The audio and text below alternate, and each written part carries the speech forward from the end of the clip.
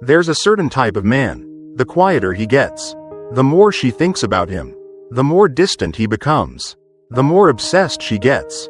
He's not richer than you, not better looking, but he has one thing most men never master: the ability to be unforgettable without needing to be loved.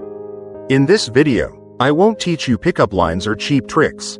I'll tell you 10 true stories. 10 psychological shifts that make a woman chase you, without even realizing why. Not because you played a game, but because you became the kind of man who doesn't need to chase anything. Remember, the most dangerous man isn't the one who tries to be loved. It's the one who knows exactly who he is, with or without her. Part 1: The Power of Absence. Why leaving at the right time makes you irresistible. He didn't ghost her. He didn't play games. He just left, differently. Not with anger, not with silence, with purpose. The kind of absence that echoes, not disappears. They met in the most unremarkable way, a mutual friend's rooftop party.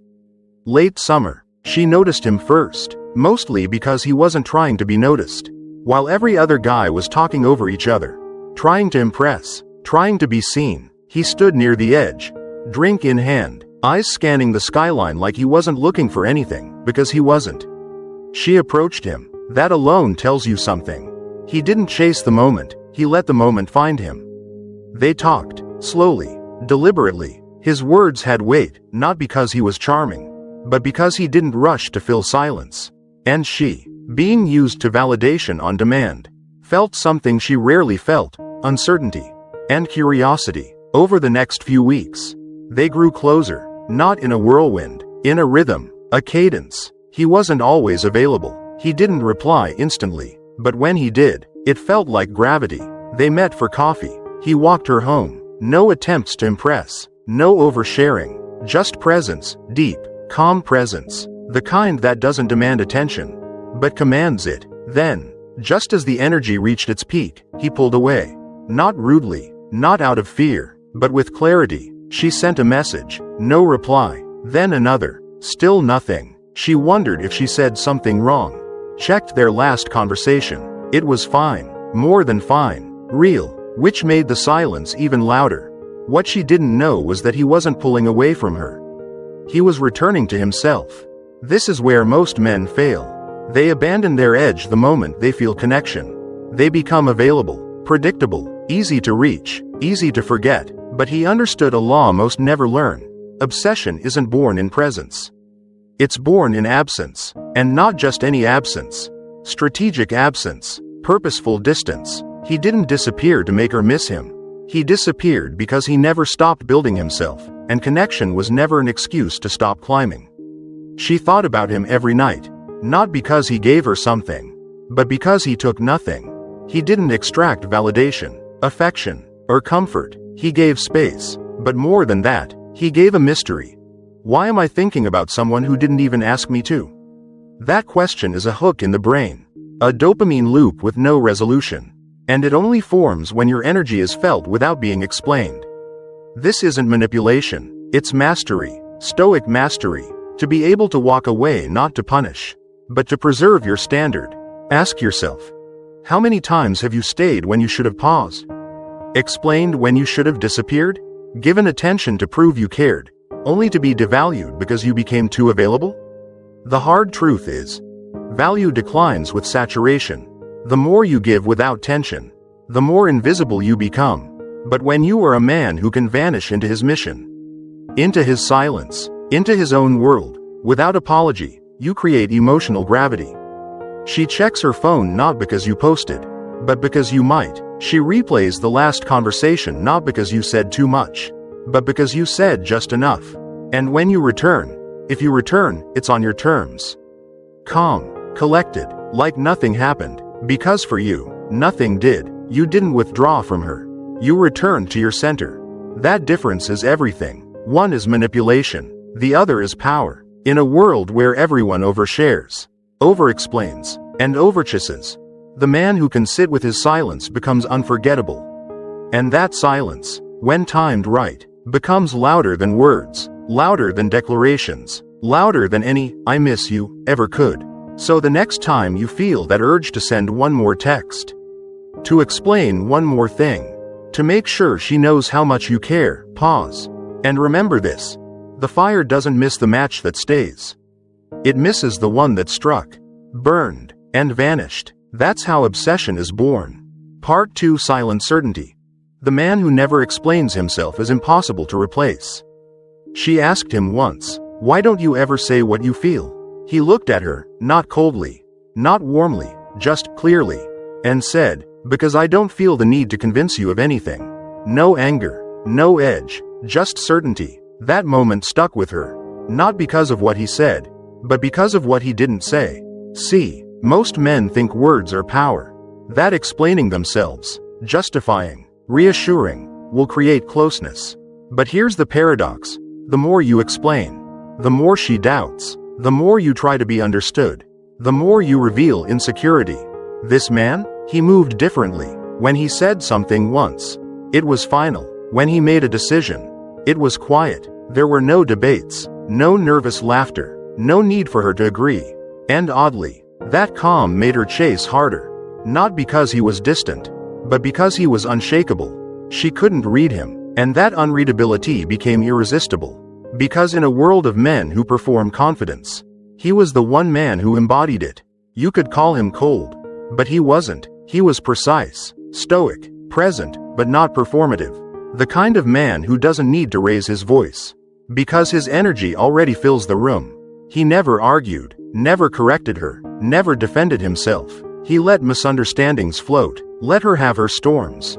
And by not reacting, he became the mirror she couldn't stop looking into. Women don't obsess over men who explain everything. They obsess over men who don't break their frame. The stillness becomes power. The mystery becomes magnetic. And here's the twist.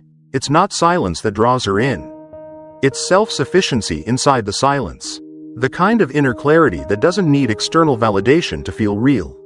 So the next time you feel the need to prove a point, explain yourself, or justify your silence, stop and ask, am I saying this because it needs to be said, or because I'm afraid of being misunderstood? The man who can live with being misunderstood and remain calm is the one she'll never forget. Part 3: The Micro-Betrayal of Predictability. Why small disruptions make her obsess. She thought she had him figured out. Friday night meant sushi. Saturdays were gym, then calls. Sundays, his reading time.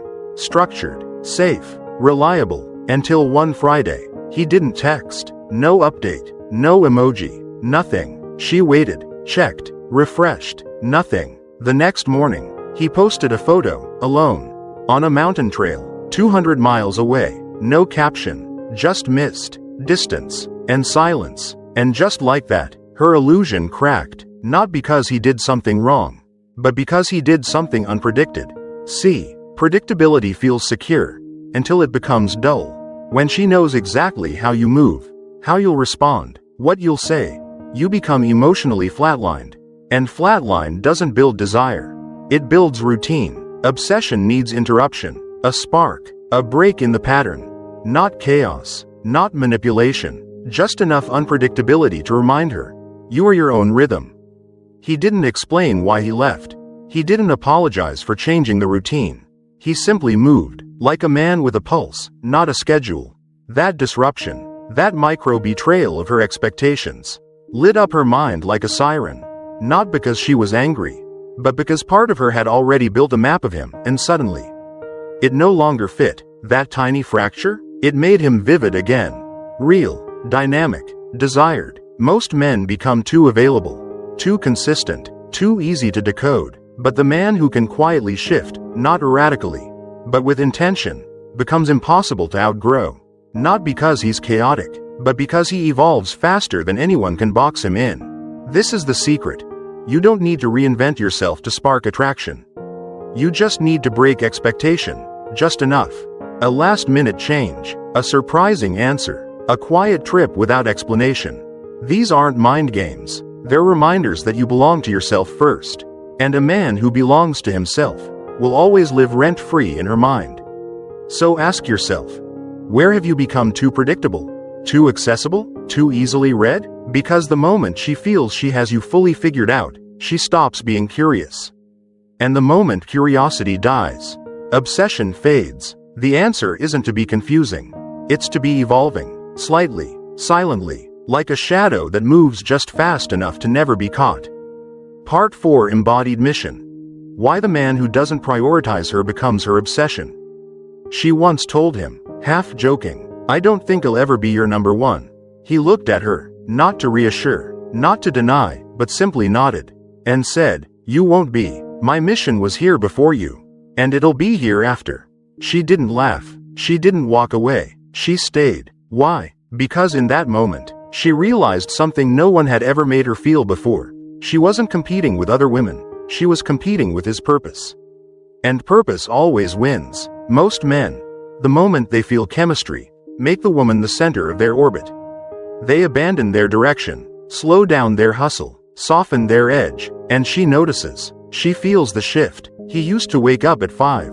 Now he sleeps in to talk to her late. He used to train daily.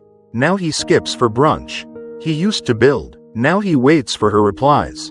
And just like that, his gravity collapses. But this man, he never stopped.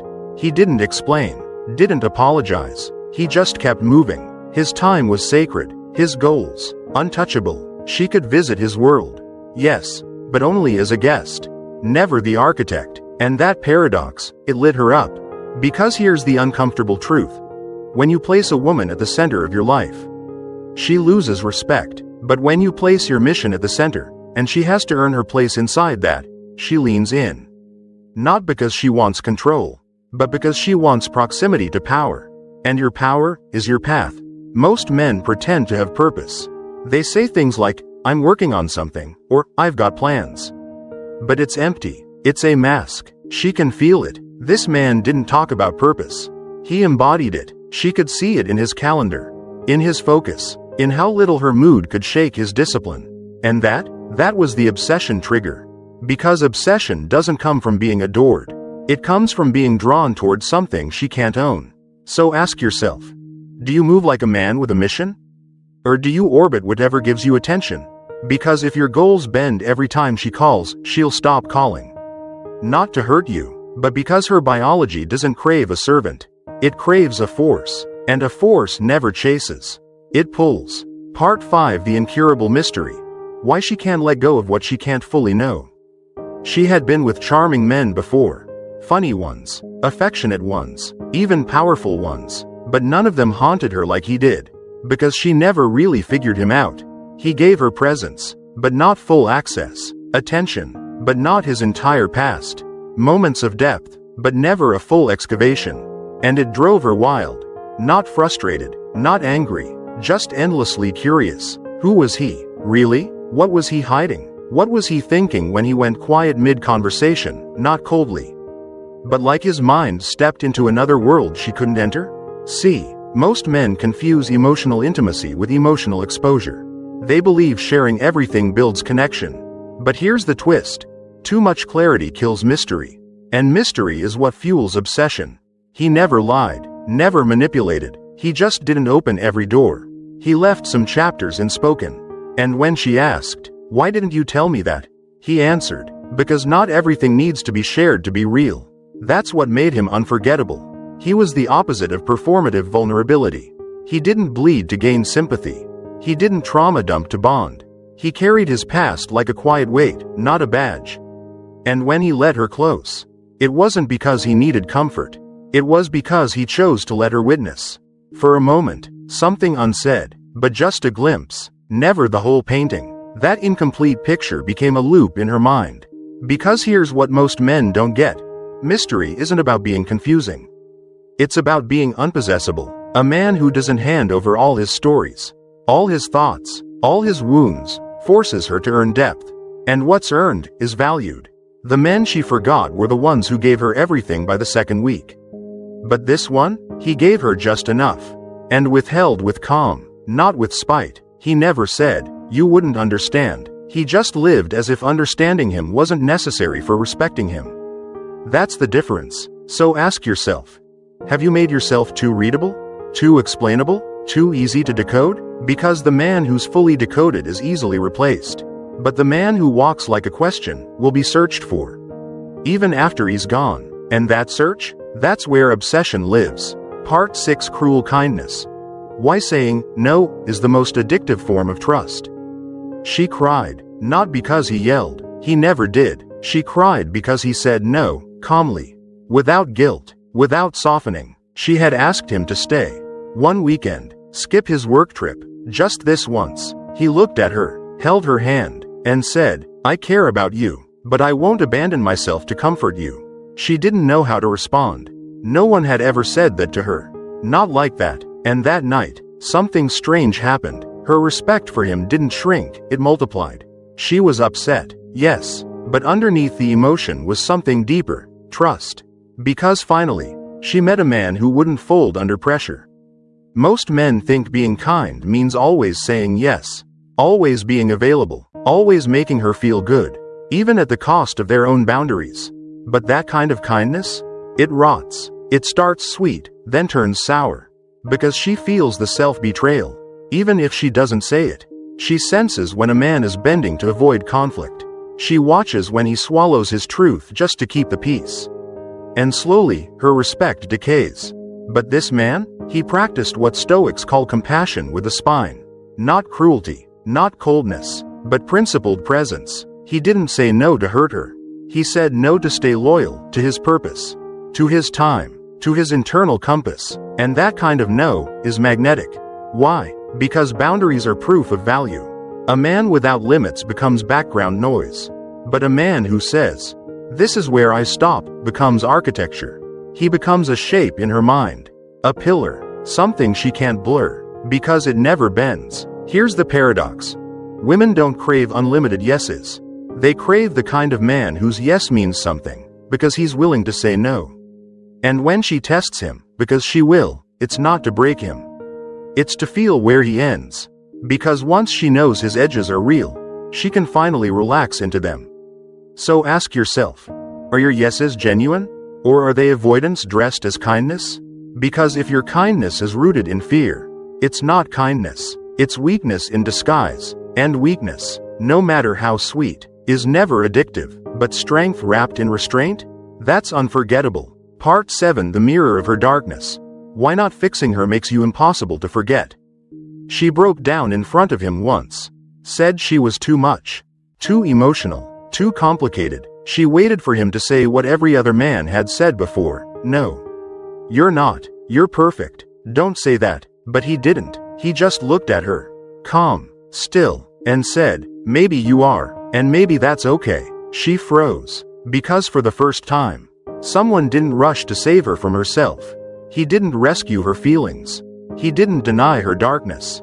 He reflected it, without judgment, without flinching. And that was the moment she began to fall.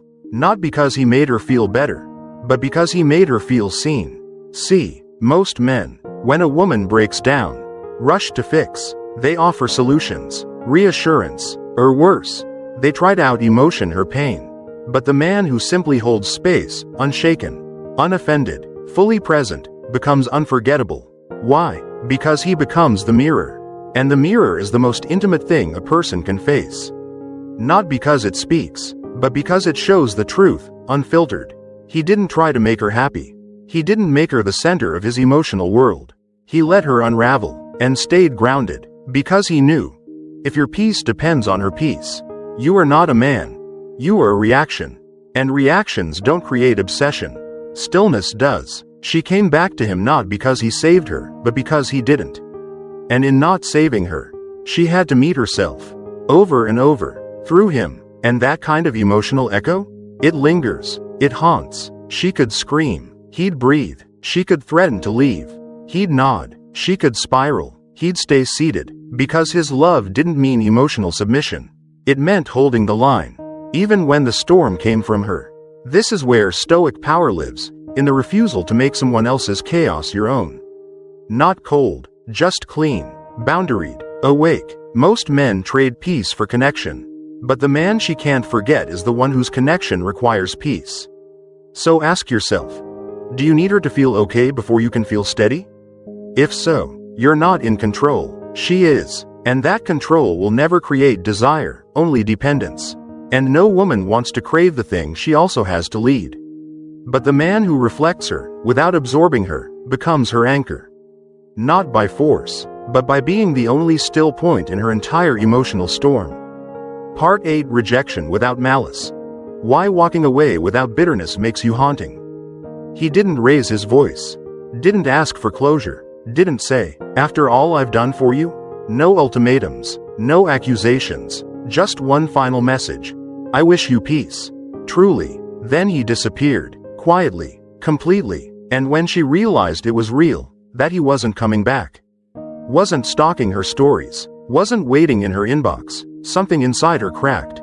Not because he begged, but because he didn't. See, most men walk away with fire in their chest. They leave, but not really. They linger through passive-aggressive texts, bitter posts, guilt trips masked as honesty. But this man? He left like a king. Not because he didn't care, but because he cared about himself more than the drama. That's what made her spiral. Because rejection is common, but rejection without malice? That's unforgettable. Why? Because it feels finished, clean, unreachable, and the human mind hates incompletion.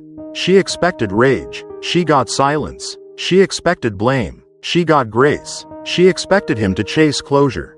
He gave her detachment, and that detachment burned deeper than any angry words could. Most women know how to handle emotion. What they don't know how to process is stillness. Especially from a man they thought they could emotionally control.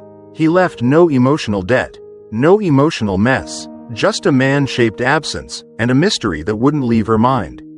Because what kind of man walks away in full calm? What kind of man doesn't flinch when he's no longer chosen? Answer: the kind of man who was never waiting to be chosen. He had already chosen himself. And that choice made him dangerous. Not toxic, just untouchable. So ask yourself, are you holding on with resentment, hoping to be proven right? Or are you ready to walk, without needing to punish, explain, or even be understood? Because when you can reject without bitterness, you become the kind of ghost that doesn't haunt through revenge, but through peace. And peace, when unexpected, echoes the loudest. Part 9. The Ritual of Presence. Why she still feels you long after you're gone.